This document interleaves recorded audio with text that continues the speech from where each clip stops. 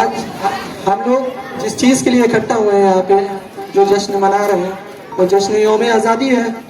اور جشن یوم آزادی جو ہم لوگوں کو آزادی ملی ہے اس میں ہم لوگوں کو سب سے بڑی بات جو سمجھنے کی ضرورت ہے کہ اس میں ہماری قوم کی کتنی خدمات رہی ہے, کتنی قربانی رہی ہے. آزادی میں ہمارے علماء نے کتنی شہادت دی ہے, کتنی قربانیاں دی ہیں, اس چیز کو سمجھنے کی بہت زیادہ ضرورت ہے. جب تک اس چیز کو نہیں سمجھیں گے تب تک ہم کو اس کی قیمت نہیں سمجھ میں آئے گی.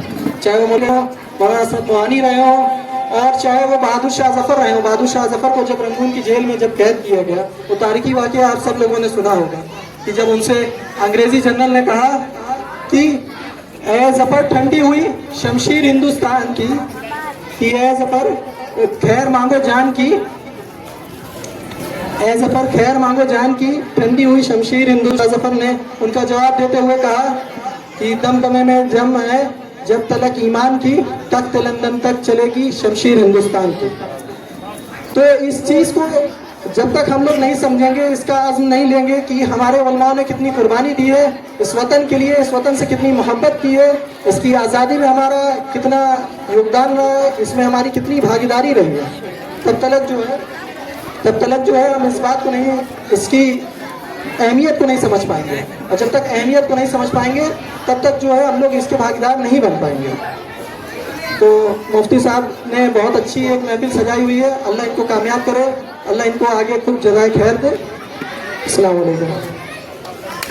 بہت شکریہ سعد بھائی اور آپ کی پوری ٹیم کا بہت بہت شکریہ, جزاک اللہ خیر الجزا.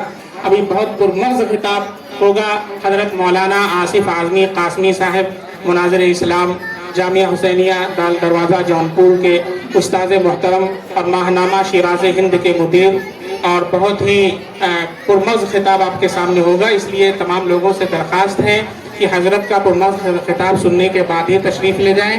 اس سے پہلے اب بچوں کے درمیان انعام تقسیم کیا جائے گا, اس لیے ان بچوں کا نام لیا جائے گا. جو بچے پارٹیسپینٹ ہیں ان کا نام لیا جائے, وہ یہاں پر آ جائیں. اکمل عارفی صاحب سے درخواست کرتے ہیں کہ آپ آ جائیں.